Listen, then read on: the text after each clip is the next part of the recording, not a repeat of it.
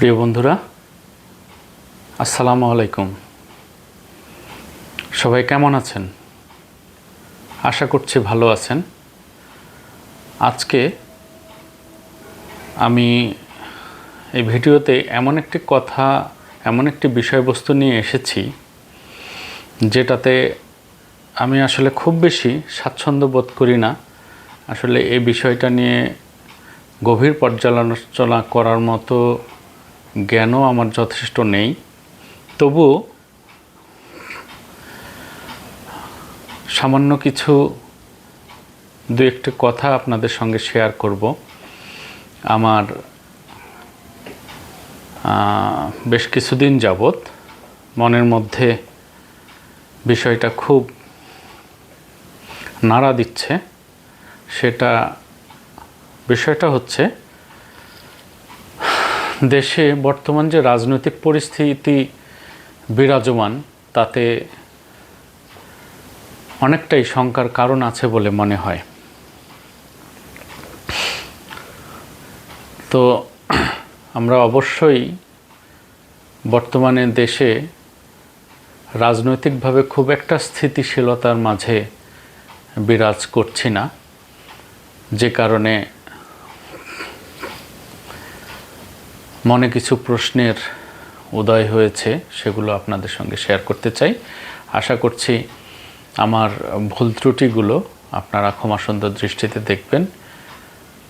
আর যদি কারো মনে বিন্দুমাত্র দাগ কেটে থাকে, তাহলে আজকের আমার এই কথা বলাটা সার্থক হবে। একটা দেশ কখনোই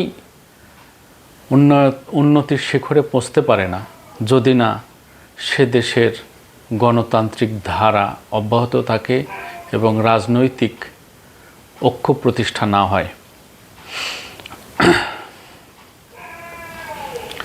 রাজনৈতিক মতাদর্শের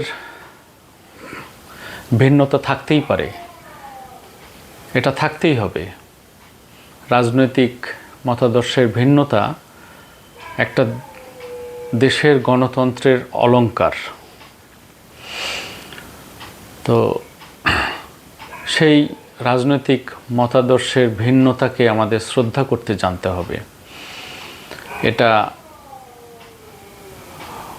গণতান্ত্রিক ধারার একটি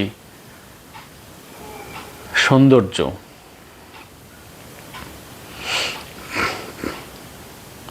আমরা যদি গণতান্ত্রিকভাবে, রাজনৈতিকভাবে স্থিতিশীল হতে না পারি, নিশ্চয়ই দেশটা আগাবে না। আমাদের দেশটা কিন্তু অনেক উর্বর সব দিক দিয়ে। আমরা সাধারণ জনগণ যেমন কর্মঠ, বারবার এ দেশ কিন্তু ক্ষতির মুখে পড়েছে। প্রাকৃতিক দুর্যোগ, রাজনৈতিক দুর্যোগ, তারপরেও আমরা কিন্তু ঘুরে দাঁড়িয়েছি। আসলে আমাদের দেশটি একটি সোনার দেশ। আমরা যদি রাজনৈতিক একটা সুন্দর শিষ্টাচার গড়ে তুলতে পারি এ দেশে, আমরা যদি রাজনৈতিক স্থিতিশীলতা ধরে রাখতে পারি, আমাদের দেশটা সিঙ্গাপুর, মালয়েশিয়া হতে কি অনেক বেশি সময়ের দরকার? নিশ্চয়ই না।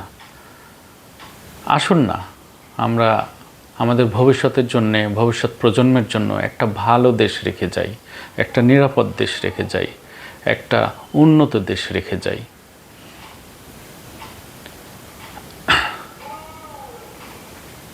নিশ্চয়ই ব্যক্তির চাইতে দল বড়, রাজনৈতিক দল বড়, এবং রাজনৈতিক দলের চাইতে একটা দেশ আরও অনেক বড়। আমরা ব্যক্তিগত বা রাজনৈতিক ক্ষীণ স্বার্থ পরিহার করে আমরা যদি দেশের উন্নয়নে কাজ করতে পারি, আমরা নিশ্চয়ই একদিন সিঙ্গাপুর হয়ে যাব, আমরা নিশ্চয়ই একদিন মালয়েশিয়া হয়ে যাব। ওরা কিন্তু আমাদের থেকে অনেক বেশি আগে স্বাধীনতা পায় নাই। ওরা পেরেছে, আমরা পারছি না। এটা আমাদের দুর্ভাগ্য, এটা আমাদের রাজনৈতিক অক্ষমতা। আশা করছি আমরা রাজনৈতিক ভেদাভেদ ভুলে দেশটাকে সুন্দরভাবে গড়ে তুলব। এই আশাবাদ ব্যক্ত করে শেষ করছি। আল্লাহ হাফেজ।